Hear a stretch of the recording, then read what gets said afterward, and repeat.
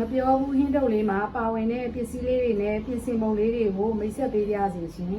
ငပြောဘူးကတော့နှစ်ဖူးပါရှင်ငပြောရွက်ကိုတော့ရေနွေးဖြိုးပြီးသားပါရှင်စံမုံကိုတော့မွေးစံမုံကို150 gram သုံးထားပါတယ်ကောင်းကြီးမုံကတော့ထမင်းစားစွန်းနဲ့နှစ်စွန်းသုံးစွန်းလောက်ထည့်ထားပါတယ်ရှင်ဗရဲကိုကတော့တစ်ထက်သုံးထားပါတယ်ခရမ်းညင်ပြီးကတော့အကြီးတစ်လုံးထည့်ထားပါတယ်ရှင်ကျက်သွန်ဒီနှလုံးကိုခက်ချမ်းချမ်းလီးပြီးတော့ထည့်မှာပါရှင်ပဲဘုတ်ကတော့ထမင်းစားစွန်းတစ်စွန်းကတစ်စွန်းထည့်ပါတယ်နှစ်စွန်းထည့်လည်းရပါတယ်နော်ပဲဘုတ်ရဲ့အရသာမကြိုက်ရင်တော့တစ်စွန်းပဲထည့်ပါရှင်စားအရသာစက်သားမုံကြားတို့ကတော့မိမိစိတ်ကြအရသာဆက်ပြီးတော့ထည့်လို့ရပါတယ်ရှင်ရေကတော့250 ml ပါကျမကတော့စီကတော့5ချက်သားလောက်သုံးထားပါတယ်ရှင်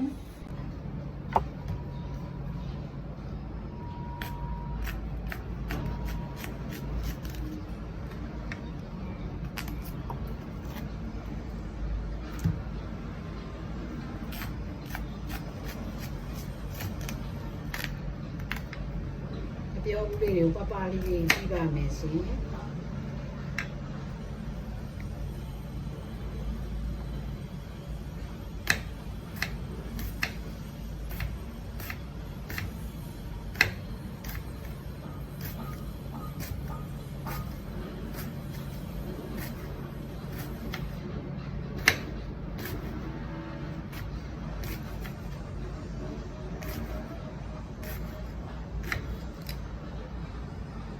စလုံးရည်လေးစိမ့်ပါပါနော်မပြောဘူးလေးတွေပပလေးပြီးတော့စလုံးရည်လေးစိမ့်ထားပါမယ်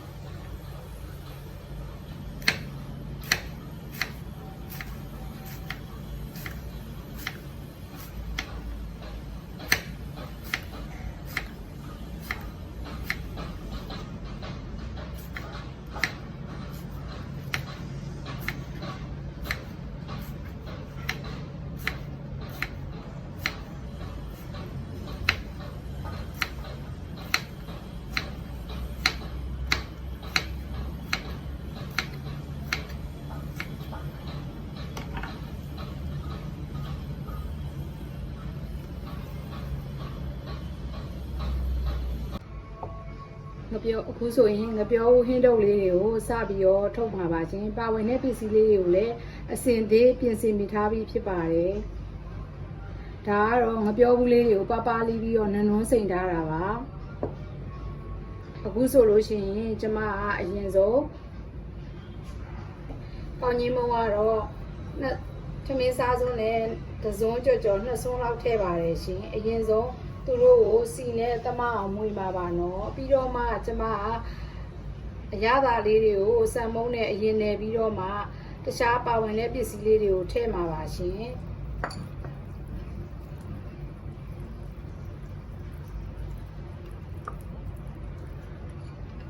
အရသာမုံလေးပါအရသာမုံလေးထည့်လိုက်ပါပြီရှင်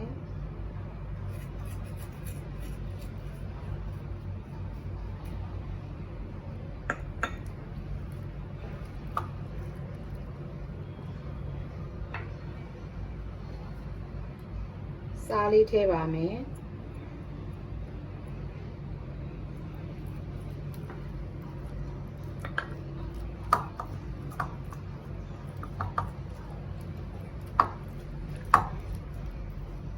အခုဆိုရင်ကောင်းကြီးမုံလေးနဲ့စံမုံလေးကိုသမအောင်အရင်ဆုံးစီရဲ့အရင်ဆုံးရောမွေပြီးပါပြီ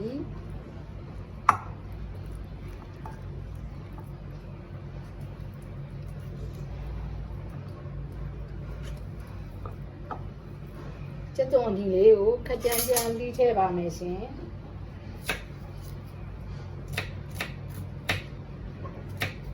ကျက်သွန်အနီလေးတွေကစီ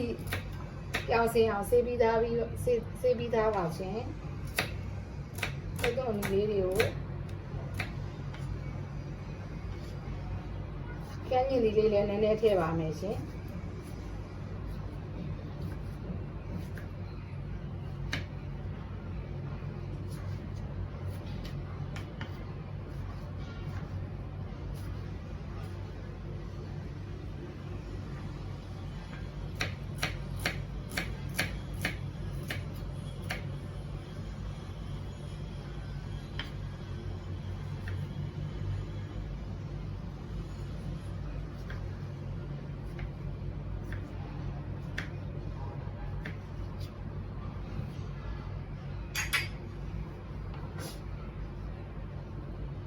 ပဲပုတ်လေးပါပဲပုတ်ကိုတော့တစွန်းနဲ့တဝဲအရင်ဆုံးစားထည့်ထားပါအောင်မယ်ရှင်ဒါကတော့ကျမစက်သွန်ပြူလေးထည့်ပါတယ်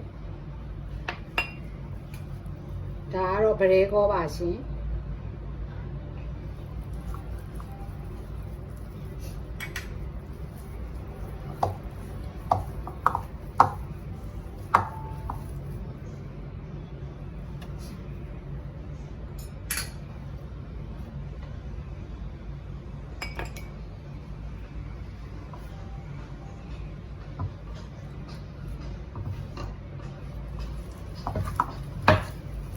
ရတာဝင်ရကိုတီချာနေပါမယ်ရှင်ရေကနိုးစီဦးတစ်ခွက်ပါ250 ml ပါရေကတော့လိုတိုးပို့ချောလုံးလို့ရပါတယ်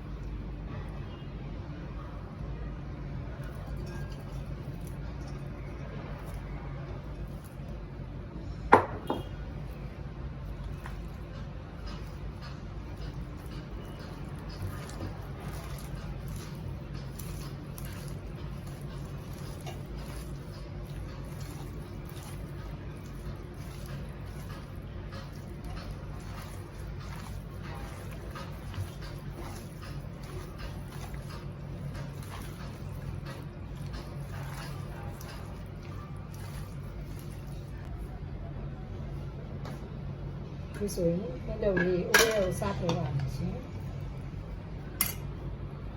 မပြောရွက်ကလေးတွေကတော့တေချာတန့်စင်ပြီးတော့ပေါင်းထားတာပါ